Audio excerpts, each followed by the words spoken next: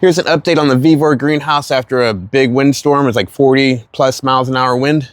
I don't have this in the ground like I should, which would definitely help.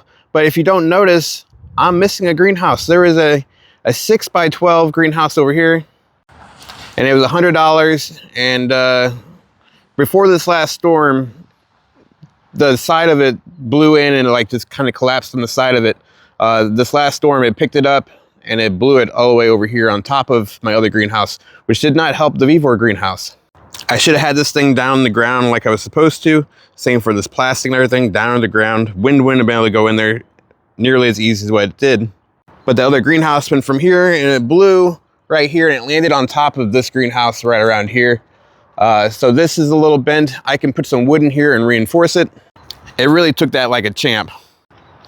And up to that point, it is held up to the winds with no problems.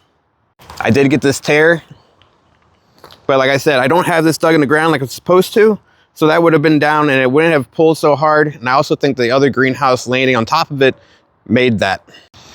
This side also took a little bit of brunt of it, but everything is still there. It is still here and intact. It is still up in one piece. I still can't just push it over. It is still up. And this is a 20x10 greenhouse, 7 feet tall. But this was $130. This other one over here, it was $100 and it was only a 6x12. So it's like half the greenhouse for the same amount of price almost. It's $100 for half the price compared to this one being 20x10 and only $130.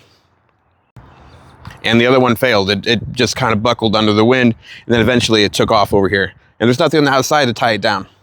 And the vevor greenhouse lives on. Here's the poles from the other one. I'm going to try to reinforce this and rebuild it and make it stronger. But you can see the welds, it just broke.